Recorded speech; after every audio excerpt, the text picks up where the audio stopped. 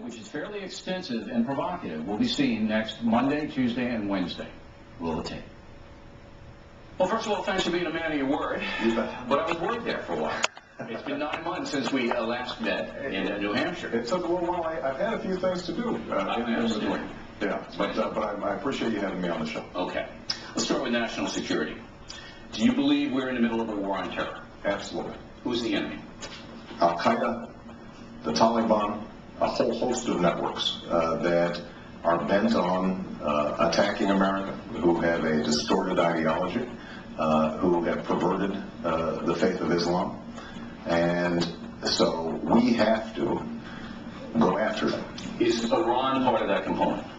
Iran is a major threat. Now, I don't think that there's the same, they are not part of the same network. You've got Shia and you've got Sunni. We've got to have the ability to distinguish between these groups because, for example, the war in Iraq is a good example where I believe the administration lumped together Saddam Hussein, a terrible guy, with Al-Qaeda, which had nothing to do with Saddam Hussein. And as a consequence, we ended up, I think, misdirecting our resources. So they're all part of various terrorist networks that we have to shut down and we have to destroy, but they may not all be part and parcel of the same ideology. But I still don't understand, and I'm asking this as an American as well as a journalist, how threatening you feel Iran is. See, look, Iran is a nuclear weapon, okay? Mm-hmm. To me, they're going to give it to Hezbollah if they can develop the technology. Why not? And then we don't have anything to do with it. So therefore, the next president of the United States is going to have to make a decision about Iran, whether to stop them militarily, because I don't believe if diplomacy works fine, but you've got to have a plan B. And a lot of people say, look, Barack Obama's not going to attack Iran. Here's where you and I agree. It is unacceptable for Iran to possess a nuclear weapon. It would be a game changer. And I've said that repeatedly. I've also said I would never take a military option off the table. But would you prepare for one? Well, listen. That's the question, Senator. Anybody can say option. Would you prepare for it? Look, it is not appropriate for somebody who is one of two people who could be the President of the United States to start tipping their hand in terms of what their plans might be with respect to Iran. It's sufficient to say I would not take the military option off the table, and that I will never hesitate to use our military force in order to protect the homeland and the United States interests. But where I disagree with you is the notion that we've exhausted every other resource. Because the fact of the matter is that for 6-7 years during this administration, we weren't working as closely as we needed to with the Europeans to create the diplomacy might work. You might be able to strengthen economically. Sanctions, maybe. But that's all hypothetical. Everything is hypothetical, but the question is, are we trying to do what we need to do to ratchet up the pressure on them, to change their... Okay, we'll assume that you're going to ratchet everything you can ratchet. Right. But I'm going to assume that Iran's going to say, blank you, we're going to do what we want. And I want a president, whether it's you or McCain, who says, you ain't doing that. All right, let's go to Iraq. I think history will show it's the wrong battlefield, okay? And I think that you were perspicacious in your original assessment of the battlefield. I appreciate that. I think you were desperately wrong on the surge, and I think you should admit it to the nation that now we have defeated the terrorists in Iraq, and the Al-Qaeda came there after we invaded, as you know. Okay, we've defeated them. If we didn't, they would have used it as a staging ground. We've also inhibited Iran from controlling the southern part of Iraq by the surge, which you did not support. So why won't you say, I was right in the beginning, I was wrong about that? You know, if you listen to what I've said, and I'll repeat it right here on this show, I think that there's no doubt that the violence is down. I believe that that is a testimony to the troops that were sent and General Petraeus and Ambassador Crocker. I think that the surge has succeeded in ways that nobody anticipated, by the way, including President Bush and the other supporters.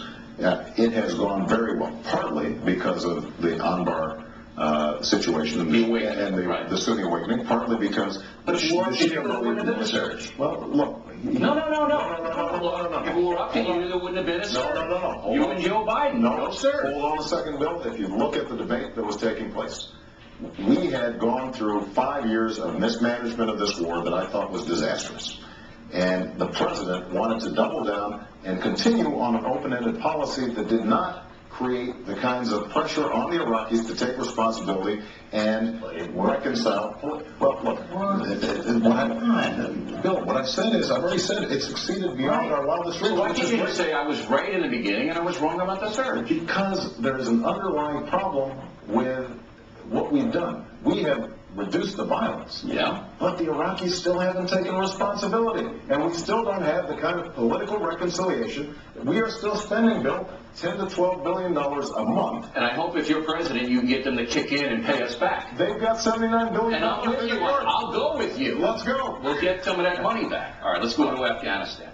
Look, there's no win in the Taliban war unless Pakistan cracks down on the guys that are in Pakistan. Okay? Yeah, we all know that. Right. You gave a speech in Denver. Good speech, by the way. But you bloviated about McCain not following him to the cave. You're not going to invade Pakistan, Senator, if you're president. You're not going to send ground troops in there. You know it. Here's the problem. John McCain loves to say, I would follow him to the gates of hell. Well, he's not going to invade either. Well, and the point is, what we could have done is... Let's stay now. What we can do is stay focused on Afghanistan and put more pressure on the Pakistanis. Like what? Well, for example, we are providing them military aid without having enough strings attached. So they're using the military aid that we use to Pakistan. They're preparing for a war against India. So you're going to pull on the Islamic fundamentalists, take them over? No. What we say is, look, we're going to provide them with additional military support targeted at terrorists, and we're going to help build their democracy and provide the kinds of funding. Well, that's over there, and he's doing that. That's not what we've been doing. But we wasted $10 billion with Musharraf without holding him accountable for knocking out those safe havens. So you are going to, again, more diplomacy, and we need it, absolutely, try to convince the Pakistani government to take a more aggressive approach. And we're going to pull the plug. And what I will do is, if we have bin Laden in our sights, we target him and we knock him out. But everybody will do that. Well, I mean, that was the biggest win Bush could have. Of course.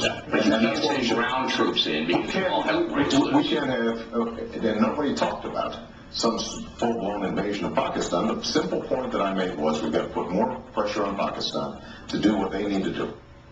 All right. Again, the rest of the interview will be seen on Monday, Tuesday, and Wednesday of next week, and it is lively. Right back with reaction to what you just heard from a Republican and a Democrat as the factor continues.